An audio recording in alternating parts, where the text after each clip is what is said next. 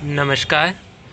नवंबर का महीना चल रहा है और ठंड शुरू हो गई है, लेकिन ठंड के बाद में गर्मी आती है और गर्मी में हम तरबूज और खरबूज तो खूब खाते ही हैं, खूब आते हैं। लेकिन वही तरबूज और खरबूज अगर हम घर में ही उगाएं और वो खाएं तो उसका स्वाद ही अलग होता है और मज़ा भी कुछ और ही होता है कि खुद के द्वारा ऑर्गेनिक उगाया हुआ, उसमें कोई केमिकल वगैरह का यूज़ नहीं किया हुआ है, एकदम फ्रेश रहता है, तो काफ़ी अच्छा रहता है वो, सेहत के लिए भी और स्वाद के लिए भी। तो जिन किसी को भी गर्मी में तरबूज और खरबूज घर के बगीचे के खाने हैं, तो वो उनके बीज अभी लगा लें, ताकि अभी अगर आप बीज लगाएंगे तरबूज और खरबूज के तो फरवरी तक में उसमें फूल आने लग जाएंगे, पौधा अच्छा बड़ा हो जाएगा फरवरी तक। और फिर मार्च से उन फूलों के फल बनने लग जाएंगे और धीरे धीरे वो बड़े होंगे और अप्रैल मई के आसपास तक आपको उसके फल मिल जाएंगे। तो उसके लिए वही मैं आज आपको बताने वाला हूँ कि आपको तरबूज और खरबूज के बीज कैसे लगाना है। तो ये मैंने गमले में नॉर्मल मिट्टी ली है। कुछ समय पहले जैसे मैंने गमला भरना बताया था, वैसे ही मैंने ये गमला भी भरा था, तो उसी की मिट्टी है ये। इसको मैं एक लकड़ी रखी थी है, इसको 2 हिस्सों में बांट लेता हूँ मैं। इसी में ही मैं तरबूज भी लगा रहा हूँ और इसी में ही खरबूज भी लगा रहा हूँ। तो पहले हम तरबूज के बीज लगाएंगे।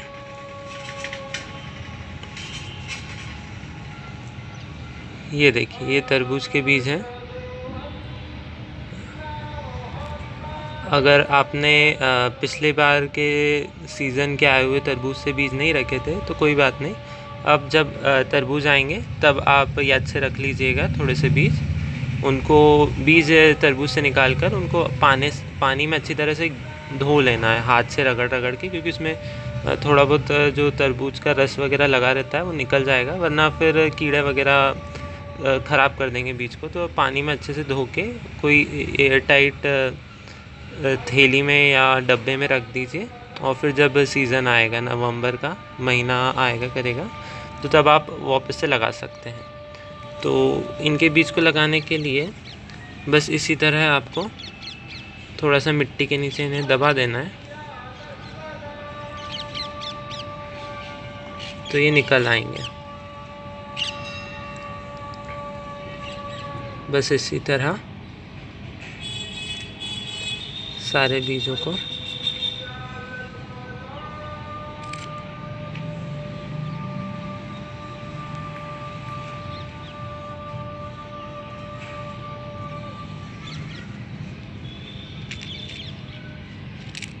हल्का हल्का सा नीचे दबा देना है, ज़्यादा गहरा भी नहीं दबाना है कि वो ऊपर ही ना आ पाए फिर। और इसी तरह से खरबूज के भी बीज लगा देना है।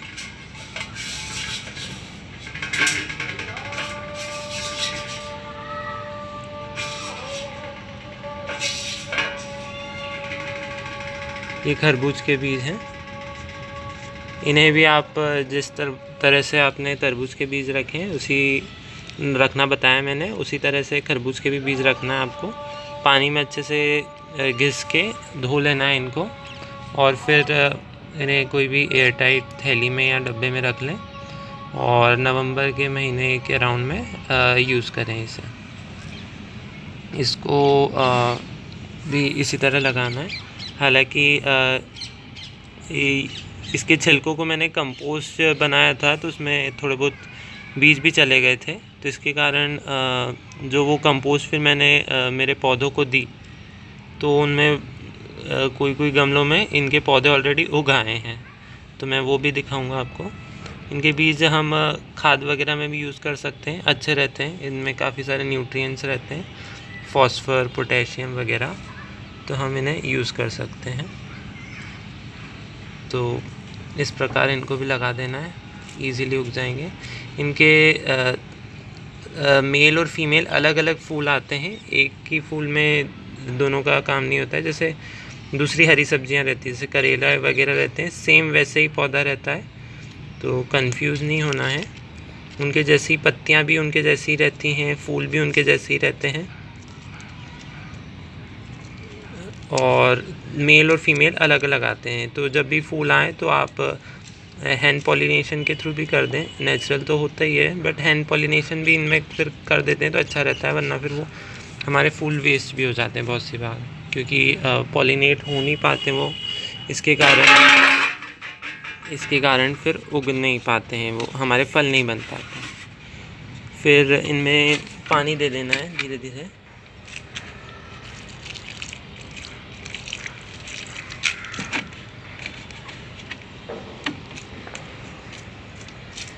हल्का हल्का। जब ये उग जाएंगे तब मैं इनकी केयर कैसे करना है वो भी बताऊंगा आपको, और हैंड पॉलिनेशन करना कैसे वो भी बताऊंगा।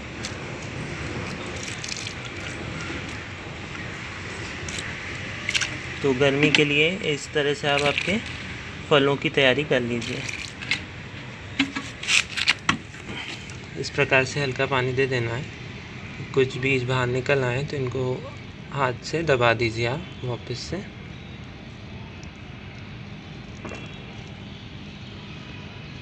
तो ऐसे इसी एक ही गमले में लगा दिया है। हाँ, इसको जितने भी छोटे गमले में भी लगा सकते हैं, कोई दिक्कत नहीं है। मैंने तो पिछली बार एक थैली में भी, जैसे मैंने थैलियों में बताए थे आपको पौधे लगाना, तो वैसे पिछली बार मैंने थैली में तरबूज और खरबूज लगाए थे, तो वो भी उग गए थे।